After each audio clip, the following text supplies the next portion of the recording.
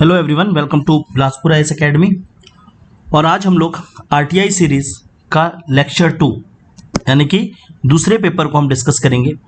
और आज के टॉपिक में हम लोग जनरल स्टडीज 1 जो पिछला जो मैंने टॉपिक लिया था उसको आगे बढ़ाएंगे। और आज हम लोग उसका पार्ट बी को रिव्यू करेंगे, जिसके अंदर पब्लिक एडमिनिस्ट्रेशन और पॉलिटी, ठीक है, राज्य व्यवस्था, इसके बारे में चर्चा करेंगे और उसकी कॉपी की चेकिंग को देखेंगे। इस वीडियो को और इस पूरी आरटी सीरीज को लीड कर रहा हूं मैं। मेरा नाम है पंकज गुप्ता और मैं बिलासपुर आईएएस एकेडमी का फाउंडर और सीईओ हूं, साथ ही इस इंस्टीट्यूट का डायरेक्टर भी हूं। आप में से जो कोई भी अपनी कॉपी आरटीआई कॉपी रिव्यू कराना चाहते हैं, आप इन दोनों नंबर में किसी में भी भेज सकते हैं। आप अपना नाम उसमें ज़रूर भेजेंगे ताकि रिव्यू करके आपको कॉपी वापस देते बने। इसके साथ साथ ये स्कैन कोड है टेलीग्राम ग्रुप पे, जहां पर आप इस पर्टिकुलर वीडियो पे जो भी चीज़ें कराई जा रही है और बिलासपुर आईएएस एकेडमी की तरह से कुछ भी कराया जाता है सबका इन्फॉर्मेशन वहां पर होता है। साथ ही हमारे लेक्चर्स के जो भी आपको पीडीएफ एक्सेस करने हैं या पीडीएफ चाहिए वो आपको वहां पर मिल जाएगा, ठीक है। इसके साथ साथ एक और चीज़ मैं आपको मेंशन करना चाहूँगा कि आने वाले 5 जून को, जो अभी 5 जून को होगा, वहां पर हमारा mains answer writing program start हो रहा है। मेंस आंसर राइटिंग प्लस उसमें मेंस का टेस्ट सीरीज और साथ साथ प्रीलिम्स का टेस्ट सीरीज, ये तीनों चीज वहां पर क्लब होगा। तो ये 5 जून से स्टार्ट हो रहा है। इसके एडमिशंस ऑलरेडी ओपन हो चुके हैं, सो प्लीज जिनको भी एडमिशन करना होगा रजिस्टर सून, ठीक है। चलिए स्टार्ट करते हैं हम लोग इस रिव्यू को आरटीआई सीरीज के पार्ट 2 पे। सबसे पहले देखेंगे जो पहला क्वेश्चन है। इस पहले क्वेश्चन पे यहाँ पर लिखा हुआ है, राष्ट्रपति को पद से हटाने की महाभियोग प्रक्रिया को बताइए। Explain the method of impeachment to remove the president from the post, ठीक है। ये पर्टिकुलर आंसर किसी ने लिखा है, स्टूडेंट ने, और उनको मिला है 0.5 मार्क्स। इस आंसर में मैक्सिमम 1 मार्क्स और 1.5 मार्क्स तक ही मुझे देखने को मिले। 1.5 भी नहीं देखने को मिला है, वैसे तो 1 तक ही देखने को मिले। अब ये मार्क्स क्यों कम मिले, पहले उसको थोड़ा सा समझेंगे और पॉलिटी के आंसर्स पे क्या चीज़ों को इंट्रोड्यूस करना जरूरी होता है उसको समझेंगे। जैसे देखो यहाँ पर इन्होंने लिखा है इम्पीचमेंट मोशन को इंट्रोड्यूस किया जाता है पार्लियामेंट में, ठीक है। It is introduce in the parliament if speaker allow it is table. अगर स्पीकर अलाउ करता है तब उसको टेबल किया जाता है। स्पेशल मेजोरिटी लगती है, वो भी एकदम सही बात लिखा है इन्होंने। President get right to stand and speak during the motion के टाइम पे वो आकर वहां पर अपनी बातों को रख सकते हैं, बोल सकते हैं, और अगर दोनों हाउस उसको पास करते हैं तो वो इम्पीच्ड हो जाते हैं, ठीक है।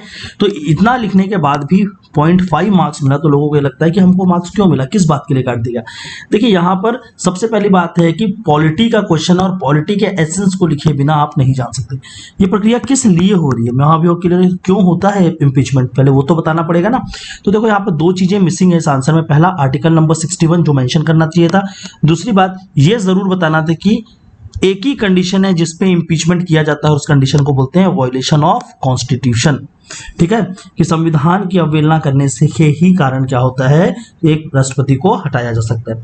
तो ये इंपॉर्टेंट टर्म्स हैं। और देखो जब 2 मार्क्स के क्वेश्चन में 3 से 4 ही तो कीवर्ड्स होते हैं, अगर उसमें से भी आपका 2 से 3 कीवर्ड मिसिंग हो जाए, ठीक है, और जो सबसे इंपॉर्टेंट है, तो आपको मार्क्स यहाँ पे नहीं मिलेंगे।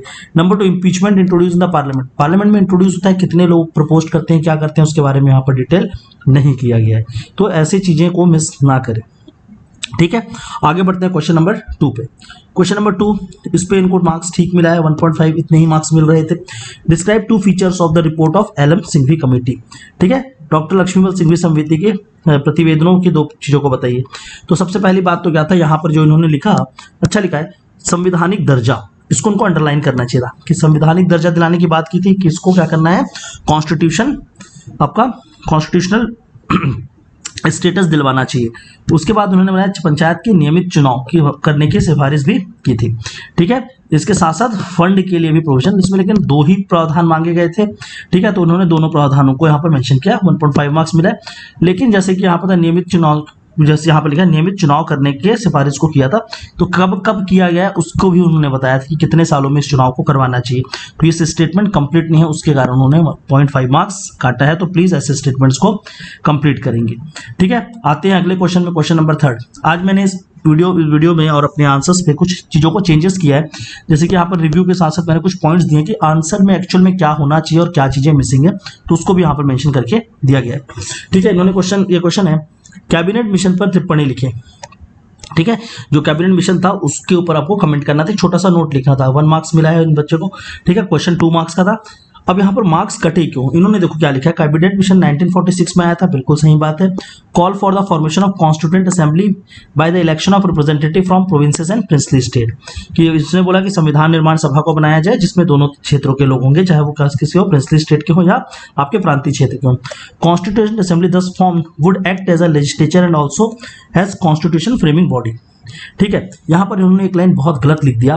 देखो, संविधान निर्माण सभा ने बोला था कि वो क्या करेगा, संविधान बनाएगा, पर वो संविधान बनाने का क्या नहीं होगा, संविधान तो बनाएगा, वो क्या करेगा, would act as a constitution framing body सही लिखा है, बट उन्होंने यहाँ लिखा है act as a legislature, legislature की तरह एक्ट करेगा। ये यहाँ नहीं बोला गया था, ये बोला गया था गवर्नमेंट ऑफ इंडिया एक्ट 1947 पे।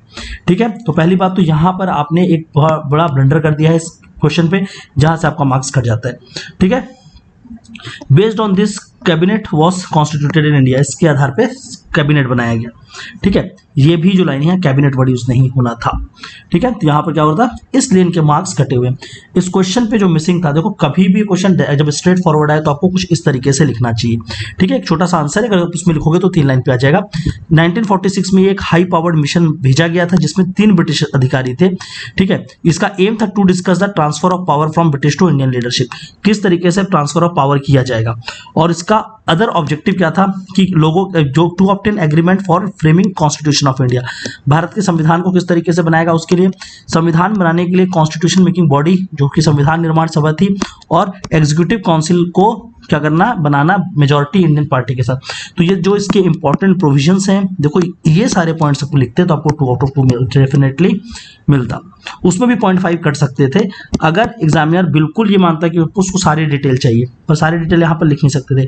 तब आप क्या करती है, 3 मेंबर्स के नाम लिखते, स्टैनफोर्ड क्रिप्स, ए.वी. अलेक्जेंडर और पैट्रिक लॉरेंस, वो 3 थे। बट स्टिल 1 मार्क्स क्यों कटा, क्योंकि आपने यहाँ पर एक गलत स्टेटमेंट यूज कर दिया है।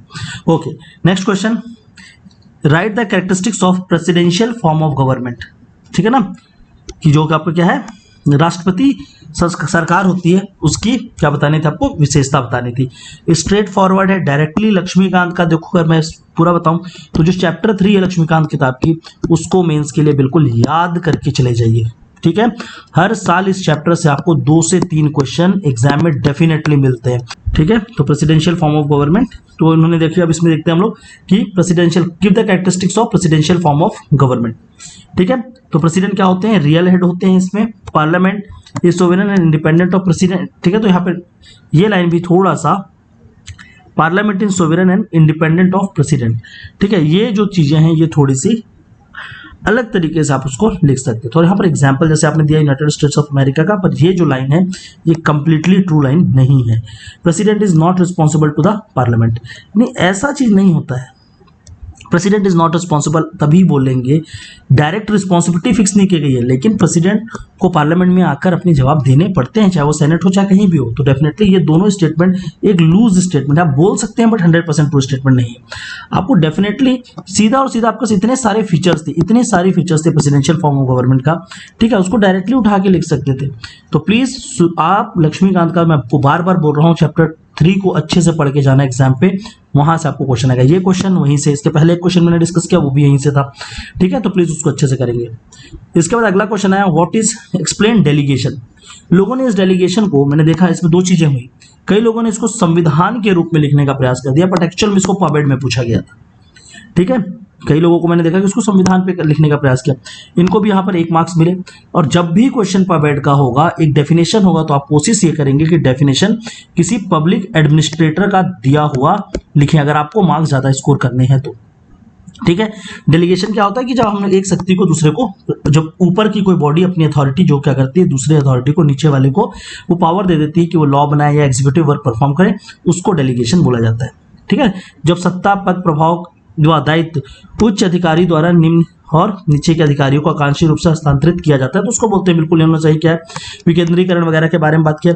पब्लिक एडमिनिस्ट्रेशन, सोशियोलॉजी और फिलॉसफी में जो भी डेफिनेशन आप लिखोगे उसके पीछे किसी आदमी का नाम अटैच करेंगे। जैसे कि यहाँ पर मैंने आपको डायरेक्टली दिया है, मुनि ने बताया डेलीगेशन जो होता है is as a mean of conferring a specified authority by a higher to lower authority and executive transfer some power to its subordinate. ये मुनि का एक दिया हुआ डेफिनेशन है, तो आप ऐसे कुछ एक डेफिनेशन लिखेंगे।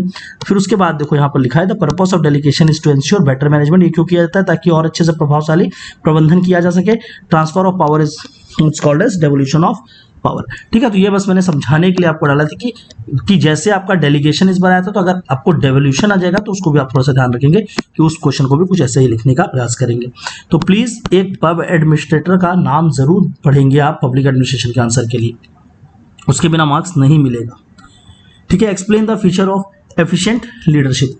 यहाँ पर भी इनको भले की 1.5 मार्क्स मिलता है। क्यों, इन्होंने काफी अच्छे से चीजों को क्या कर रखा है, अंडरलाइन कर रखा है। इन्होंने अपने सारे के सारे इंपॉर्टेंट वर्ड्स को अंडरलाइन कर रखा है।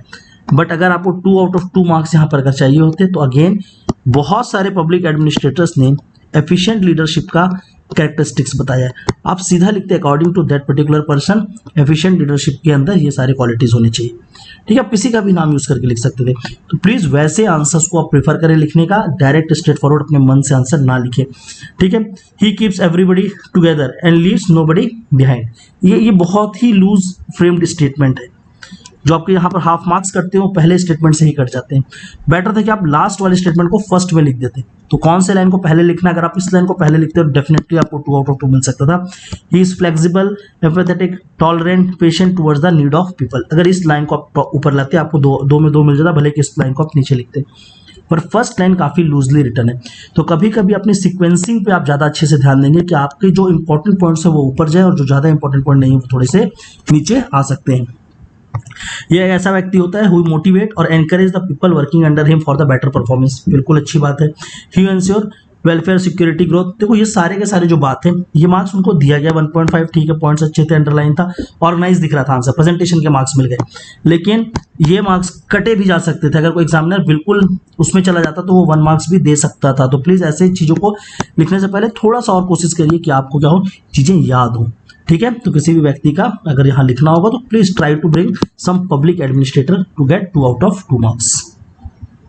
ओके, इसके बाद देखिए पेपर के ऊपर इतना बड़ा ब्लंडर नहीं करना है। इतना बड़ा ब्लंडर पेपर के ऊपर कोई कर ही नहीं सकता, क्योंकि आपके 4 मार्क्स के क्वेश्चन में पूछा गया है संविधान के उपबंधित स्वतंत्रता के अधिकार की व्याख्या करें। Discuss the right to liberty as provided in the Indian constitution. ठीक है, यहां पर राइट टू फ्रीडम नहीं बोला है।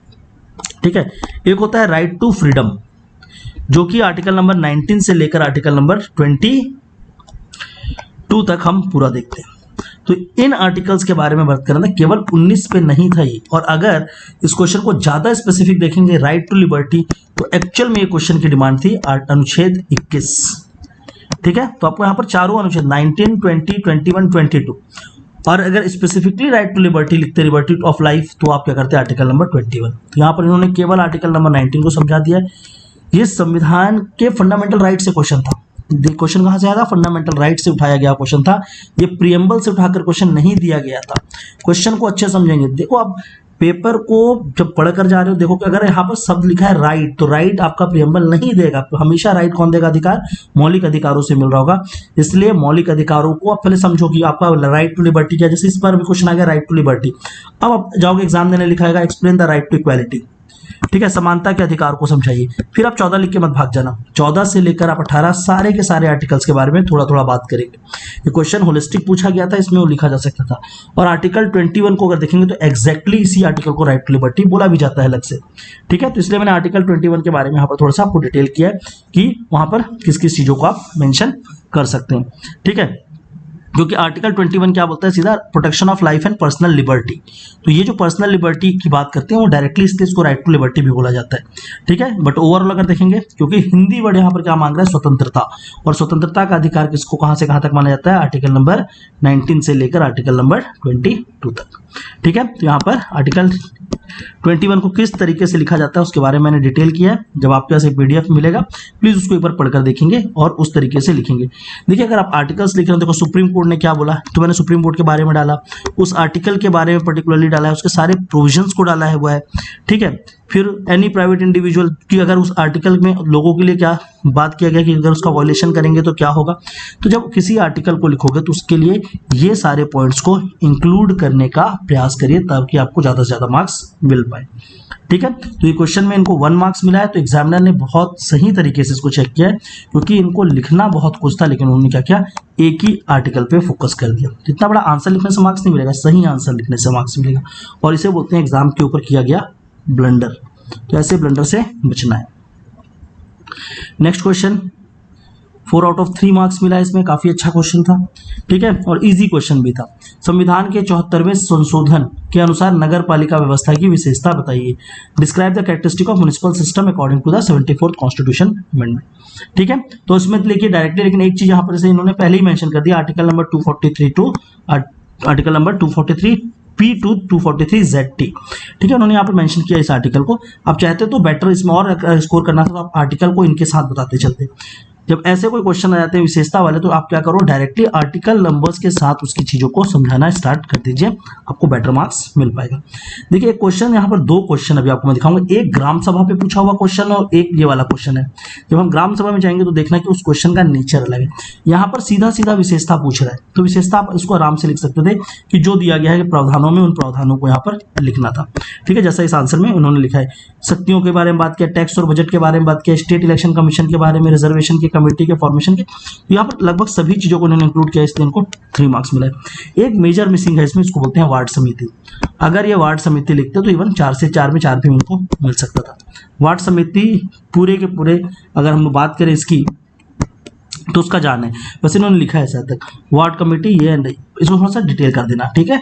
अगर ऐसे क्वेश्चन आते हैं तो ये इसकी पूरी की पूरी क्या है, जान है, क्योंकि वार्ड कमेटी, तो वार्ड कमेटी को स्पेसिफिकली मेंशन करेंगे और 2 मार्क्स में क्वेश्चन आ भी सकता है, ठीक है। तो इसमें जो भी पॉइंट्स मिसिंग है उन पॉइंट्स को इंक्लूड करिए। आंसर आपने अच्छा लिखा है, और ये आंसर किसी को भी अगर देखना होगा कि आंसर लिखने का तरीका, तो ये एक बेटर आंसर है। ओके, नेक्स्ट क्वेश्चन पे देखते हैं। अब देखिए ये क्वेश्चन जो है, एक ये सही आंसर को मैंने पिक किया था, लेकिन यहाँ पर आप समझेंगे, यहाँ पर क्वेश्चन दिया गया था सर्वोच्च न्यायालय की प्रारंभिक क्षेत्र अधिकार, primary jurisdiction of supreme court. तो प्राइमरी जुरिस्डिक्शन मतलब यहाँ पर उन्होंने शब्द को बदल दिया। एक्चुअल में इंग्लिश में तो इस प्रॉब्लम होगा, क्योंकि इंग्लिश में इसके लिए एक वर्ड यूज होता है ओरिजिनल जुरिस्डिक्शन, ठीक है। तो इंग्लिश मीडियम वालों को यहाँ पर शायद अगर जिन्होंने लक्ष्मीकांत पढ़ा होगा तो ये वर्ड ही नहीं पाया होगा प्राइमरी जुरिस्डिक्शन, उनको एक शब्द मिला होगा ओरिजिनल जुरिस्डिक्शन। तो ये केवल और केवल एक क्वेश्चन ओरिजिनल जुरिस्डिक्शन पर पूछा था। कई लोगों को मैंने आंसर देखा, उन्होंने सुप्रीम कोर्ट के सारे जुरिस्डिक्शन लिखे, उन्होंने काटा मार्क्स कितना दिया, 1 मार्क्स दे दिया, ठीक है।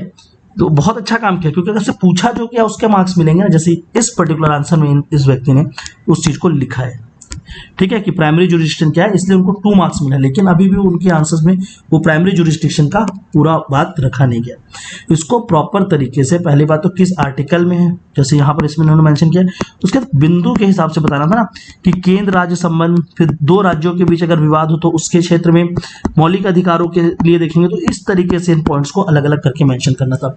तो ये आंसर क्या है, ये ऑर्गेनाइज्ड नहीं है, इसमें प्रेजेंटेशन नहीं है, ठीक है। तो इस आंसर को आप प्रॉपरली लिख सकते थे कि अनुच्छेद इतने के अनुसार ये दिया गया, और उसको जो जो प्रावधान थे उसको बिंदुओं में उसको बताया जा सकता था।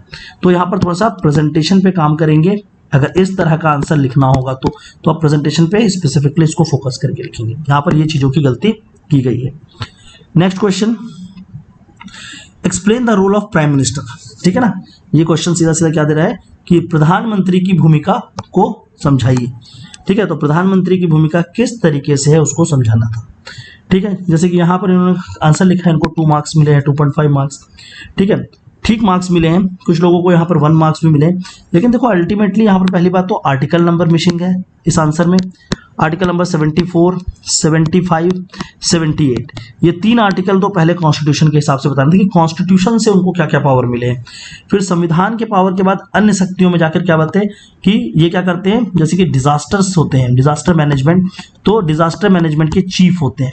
इसके साथ साथ ये बहुत सारे अपॉइंटमेंट में क्या करते हैं, एडवाइस करते हैं किसको, प्रेसिडेंट को, जैसे इन्होंने लिखा हुआ है यहाँ पर। ठीक है, इसके बाद ये क्या होते हैं, कैबिनेट के मीटिंग का हेड करते हैं और कैबिनेट के भी ये क्या होते हैं, हेड होते हैं। काउंसिल ऑफ मिनिस्टर के साथ इनका रिलेशन क्या है, तो अलग अलग बिंदुओं को आप क्या करते हैं, साइड हेडिंग बनाकर लिख सकते थे कि with respect to council of minister with president of India, फिर डिजास्टर के टाइम पे कैबिनेट में वो क्या होते हैं, तो इस तरीके से अलग अलग चीजों में इसको ले जाकर बताया जा सकता था। तो जब क्वेश्चन लिखते हैं तो प्लीज एक होलिस्टिक क्वेश्चन के आंसर के पीछे जाएंगे, और इसके साथ साथ ये भी बताना था कि प्राइम मिनिस्टर किस किस बॉडी के चेयरमैन होते हैं। ठीक है, तो इसमें बहुत सारी चीज थी लिखने के लिए, एक अच्छे वे में इसको प्रेजेंट किया जा सकता था। इन बच्चे ने जिसने भी लिखा है वो ज्यादा करके वहीं पर फोकस कर दिया, जो क्या है लक्ष्मीकांत, या उस जगह पे लक्ष्मीकांत भी नहीं बोलूंगा, उन्होंने वहां पे ज्यादा फोकस कर दिया जो एक रीजन पे डिफाइंड था। ठीक है ना, इनको ये सारे एंगल्स को भी यहाँ पर पुट इन करने थे क्योंकि एक होलिस्टिक डिमांडेड क्वेश्चन थे। ठीक है, तो प्रेसिडेंट को अपॉइंटमेंट में बोलते हैं काउंसिल ऑफ मिनिस्टर के, पर आर्टिकल नंबर मिसिंग है, तो पहली बात तो आपको आर्टिकल नंबर याद करने पड़ेंगे यहाँ पर, स्पेसिफिकली 3 आर्टिकल 74, 75 और 78। तो ये 3 आर्टिकल और इसके साथ साथ जो पॉइंट्स मैंने बताया वो पॉइंट्स मिसिंग है। ठीक है, इसलिए आपको 2.5 मार्क्स में लिखा है आपने आंसर, ऐसा नहीं कि लिखा है कि सीबीसी ये सब के लिए वो अपॉइंटमेंट कमेटी में होते हैं, लेकिन आपने एग्जैक्टली पूरी चीज को नहीं बात की। और लेजिस्लेटिव पावर भी है कि नहीं है प्राइम मिनिस्टर के पास, तो डेफिनेटली एज अ लेजिस्लेचर भी वो काम करते हैं, तो उनके पास वो भी है, तो वो सब चीजें यहाँ पर मेंशन नहीं है। तो प्लीज जब आंसर लिखेंगे तो उसमें क्या होना चाहिए, होलसम अप्रोच होना चाहिए। क्या होना चाहिए, होलसम अप्रोच, मतलब पूर्णतः बातों को रखनी है, अंशतः नहीं रखनी है, नहीं तो मार्क्स वहां पर डेफिनेटली कटेगा। ओके, नेक्स्ट क्वेश्चन की ओर चलते हैं। अच्छा, ये तो वही है रोल ऑफ प्राइम मिनिस्टर। देखिए, हाँ, इनके बारे में बात करते हैं। इन्होंने भी उसी आंसर को, हिंदी में है ये, कि इन्होंने देखिए अपने यहाँ पर अनुच्छेद 74 के बारे में भी बात किया है, 75 को भी इन्होंने लिखा है, 78 को भी लिखा है, ये तीनों चीजों को उन्होंने लिखा है।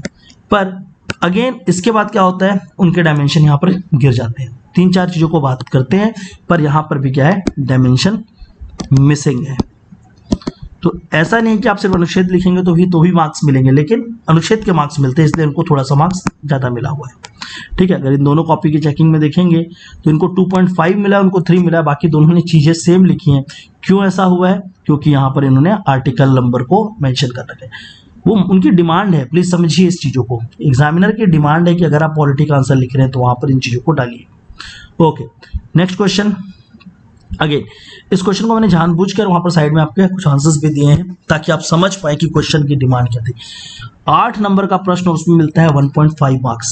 क्यों मिलता है, क्योंकि इस क्वेश्चन देखने में बहुत आसान है, पर क्वेश्चन को अगर आप उसके डिमांड को समझे, इस प्रश्न में मांगा क्या जा रहा है, तो ये आंसर जो लिखा गया है उस डिमांड से भटका हुआ आंसर है।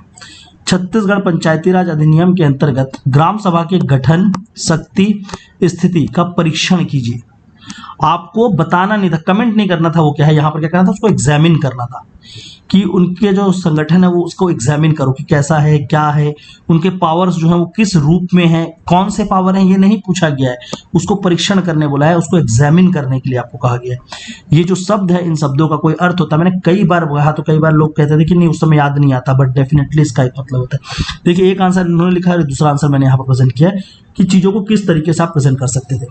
जैसे कि इन्होंने पहले बताया कि संगठन जो होता है, ठीक है ना, ग्राम सभा का जो संगठन है, संगठन किस तरीके से बनता है। उन्होंने बताया कि वो हर एक व्यक्ति जो 18 साल से ऊपर के संगठन का हिस्सा होते हैं। ठीक है, it include voter of that village, उस विलेज की कॉन्स्टिट्यूएंसी का गिवन अंडर द आर्टिकल 243। तो इन्होंने जो भी उसके प्रावधान है वो सारे प्रावधानों को सही लिखा है, लेकिन मैंने यहाँ पर प्रावधानों को नहीं, मैंने क्या लिखा है देखेंगे, constitution of India under article 243B। ठीक है, पहली बात तो एग्जैक्टनेस के साथ कहना है।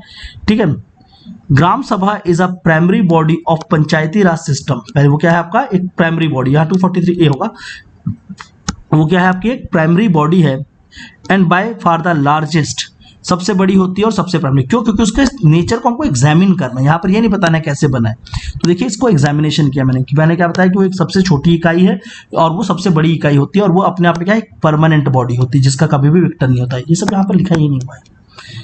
ठीक है, क्वेश्चन पूछ क्या रहा है, आप लिख क्या रहे हो, इसमें फर्क है। वो केवल बोलता है कि ग्राम सभा के ऑर्गेनाइजेशन को बताइए, बात अलग था, उसने एग्जामिन करने बोला था। आगे, gram sabha is the sabha of electorate, all the other institution of panchayati like the gram panchayat, block panchayat, zila panchayat are constituted by the elected representative. ठीक है, ये इसमें डिफरेंट है कि ये क्या है, जो लोग हैं व्यक्तियों की सभा है, और इसको छोड़े जो भी अन्य निकाय हैं वो चुने हुए लोगों की निकाय होती है। ये पॉइंट्स इसका एग्जामिनेशन है, कैसे ये चीजें अलग तरीके से काम करती है।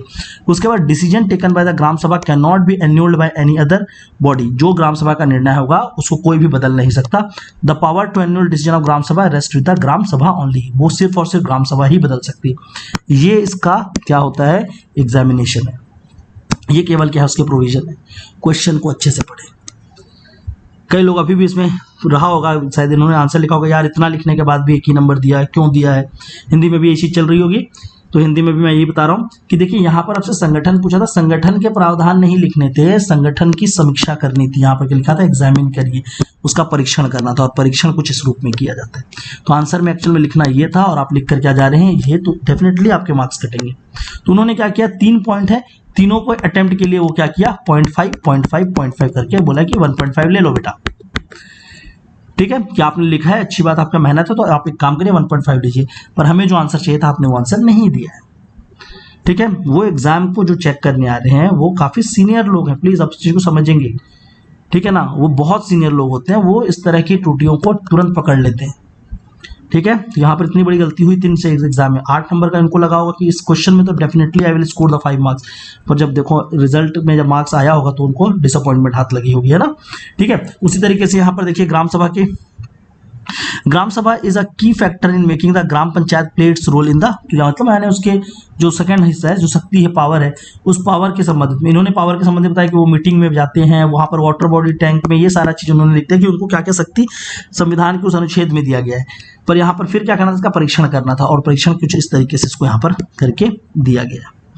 ठीक है, तो क्वेश्चन को पढ़ना है, उसके एग्जामिनेशन को पढ़ना है, और उसके बाद उस क्वेश्चन को लिखना है, सीधा स्ट्रेट फॉरवर्ड नहीं। आपको इससे अच्छा होता ऑर्गेनाइजेशन था, यहाँ पर आप उसके ऑर्गेनाइजेशन को साइड में बना के दिखा देते हैं।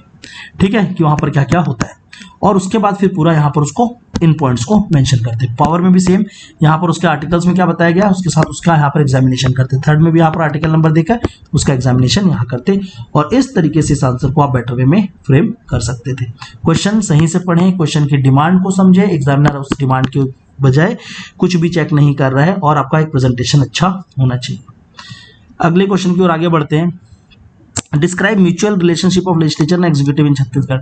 छत्तीसगढ़ की विधायिका और कार्यपालिका में पारस्परिक संबंधों का विवेचन करिए। इस प्रश्न को किसी ने भी नहीं लिखा, जितनी कॉपी मेरे पास है, तो इसका इसलिए मैंने आंसर नहीं लगाया है। इसका आंसर मैं अलग से आपको प्रोवाइड करा दूंगा, ठीक है ना, जिसको लिखकर खुद से ही तो आप उस आंसर को पढ़ सकते हैं, अगर किसी को उसका देखना होगा। जो दूसरा क्वेश्चन है उसका आंसर कई बच्चों ने लिखा था, इसका एक्चुअली किसी ने भी नहीं लिखा है, मैंने बहुत सरप्राइज हुआ मुझे। संविधान की प्रस्तावना की अवधारणा के महत्व को बताइए। Explain the importance of conception of preamble in the constitution. संविधान में ये जो प्रियम्बल है इसको होने का क्या महत्व है। तो पहली बात क्या है, ये इसको क्या बोलते हैं, कॉन्स्टिट्यूशन का आइडेंटिटी कार्ड बोलते हैं। दूसरी बात क्या बोलते हैं, इसको फिलॉसफी है, संविधान का क्या है, दर्शन है। क्यों, क्योंकि इसमें वो हर एक चीज रखी हुई है जो संविधान हमारे से मांगता है। तो इन्होंने देखो ये जो पॉइंट्स मैं बता रहा हूँ, इन्होंने उस पॉइंट्स को कितने अच्छे से लिख रखा है। इनको 6 मिला है, और बेटर मिल सकता था, 1 मार्क्स और एक्स्ट्रा ऐड कर सकते थे अगर वो उस चीजों को लेकर जाते कॉन्स्टिट्यूशन के अंदर तक। इन्होंने क्या किया, केवल संविधान तक खुद को सीमित, मतलब जो प्रियम्बल है प्रियम्बल तक अपने आंसर को सीमित किया। अगर वो प्रियम्बल से ले जाकर पॉइंट्स को थोड़ा सा कॉन्स्टिट्यूशन के अंदर भी ट्रेस कर देते तो उनको डेफिनेटली 6 से ज्यादा मार्क्स मिलता। तो देखो इन्होंने लिखा है एन.के. पाकलीवाल के हिसाब से ये क्या है, आइडेंटिटी कार्ड है कॉन्स्टिट्यूशन का। ठीक है, preamble is taken from the objective resolution of Jawaharlal Nehru. ठीक है, पर क्वेश्चन में देखिए सीधा इंपॉर्टेंस पूछा गया था। तो इंपॉर्टेंट कंसेप्शन क्या है, आपको ये चीजें जो हैं आप इसको यहाँ पर ऐसे 1 लाइन लिखा करो। जो भी कॉपी जिनकी भी है, मैं आपको सीधा बोलूंगा, हर चीज में लाइन खींच के लिख देने से कुछ नहीं मिलता। ठीक है, आप पहले क्या करो, जो एक्चुअल में इंट्रोडक्शन लिख रहे हैं उसको कम से कम थोड़ा ठीक से लिखिए, उसके बाद आप लाइन खींचिए। उसके बाद क्या है, nation as per the view of forefather. ठीक है, ये जो पॉइंट है कि हमारे जो पूर्वज थे, जो हमारे स्वतंत्रता सेनानी थे, वो क्या चाहते थे, वो चीजें नेशन के लिए यहाँ पर रखा गया उन सारे व्यूज को। ठीक है, आपको एक्चुअल में इन पॉइंट्स के मार्क्स नहीं मिले। ये जो आपने इतना सारा चीज लिखा है ये एक्चुअल में वेस्ट ऑफ क्या था, स्पेस था, यहां से आपको मार्क्स मिलना चालू है। Declare the nature of India, कि भारत के स्वरूप का वर्णन करता है। भारत कैसा है, सोवेरेन है, सोशलिस्ट है, सेक्युलर है, डेमोक्रेटिक है, रिपब्लिक है। आपको यहाँ पर मार्क्स मिल रहा है। इसके बाद क्वेश्चन में आपको मार्क्स कहाँ पर मिला, इस पे मिला। ठीक है, कि वो क्या करता है, हमारे संविधान का ऑब्जेक्टिव, जो उसका संविधान की क्या है उद्देश्य को यहाँ पर रखता है, जैसे कि स्वतंत्रता, न्याय, ठीक है ना, भाईचारा, बंधुत्व, इक्वालिटी, ऐसी बातों को रखता है। तो और इस तरीके से इसको यहाँ पर इन्होंने मेंशन किया। तो मार्क्स आपको डेफिनेटली इस चीज के मिले हैं, जो शुरुआत में आप लिखा था उसको आप और बेटर कर सकते थे।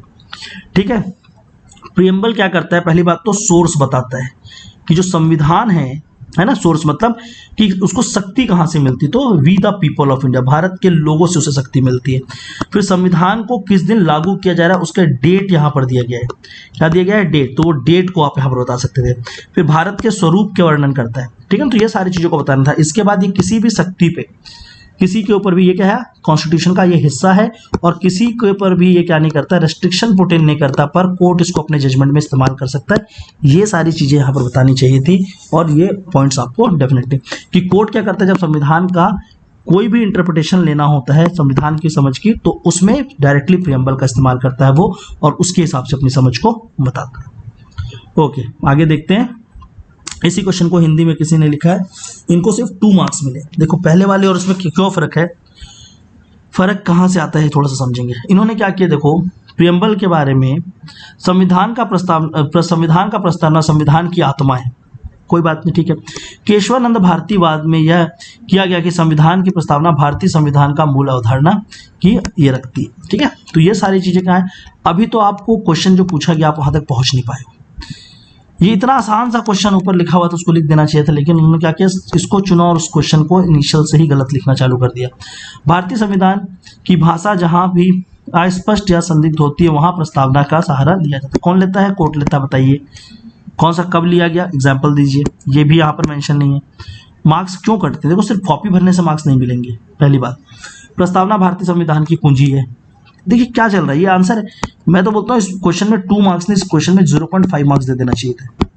क्यों, क्योंकि इस क्वेश्चन में प्रस्तावना की कोई बात ही नहीं किया अगले ने आंसर लिखते समय। ठीक है, अब यहाँ पर सिद्धांतों का असर संविधान की भीतरी भाग में की गई है, कहाँ पर की गई है, एग्जाम्पल कौन बताएगा, कौन से आर्टिकल में लिखा हुआ है। ठीक है ना, प्रस्तावना में क्या चीजें लिखी गई हैं, यहाँ पर कुछ भी मेंशन नहीं है, सिर्फ और सिर्फ बातों को घुमा घुमा कर यहाँ पर लिखा गया। आंसर राइटिंग ऐसे नहीं होती, आंसर राइटिंग फैक्ट और कॉन्सेप्ट के मिश्रण पे होती है। तो फैक्ट और कॉन्सेप्ट दोनों वहां पर मिसिंग है। ठीक है, इसका एक मॉडल आंसर मैं बताता हूं आपको थोड़ा सा यहाँ पर साइड में, उसके बाद हम इसको एंड करेंगे। ठीक है, इस क्वेश्चन के लिए आपको क्या करना चाहिए था, इस क्वेश्चन को बेटर वे में लिखने के लिए पहली बात तो प्रियम्बल का हल्का सा एक बेसिक इंट्रोडक्शन डिटेल देते कि ये preamble resembles the objective resolution which was passed by Jawaharlal Nehru and it is known as the philosophy of Indian Constitution due to following reasons. Yeah, it is known as the philosophy constitution because it has संविधान objective प्रस्तावना का ही एक रूप है और इसे संविधान के दर्शन के रूप में निम्न कारणों से या को से जाना जाता है क्योंकि इसके अंदर ये चीजें समायोजित हैं। क्या क्या है, पहला भारत जो राष्ट्र है, भारत उसकी क्या है, प्रकृति कैसी है, नेचर ऑफ इंडियन स्टेट कैसी है वो बता रहा है, सोवरेन सोशलिस्ट डेमोक्रेटिक रिपब्लिक, उसको अच्छे से समझाइए। उसके बाद क्या बताते हैं आप कि ये शक्ति, भारत के संविधान को शक्ति कहां से मिलता है, तो शक्ति का स्रोत क्या है, तो वो कौन है, we the people of India, हम भारत के लोग, तो हम भारत के नागरिकों से ही ये संविधान बनता है, उसके बारे में ये चर्चा करता है।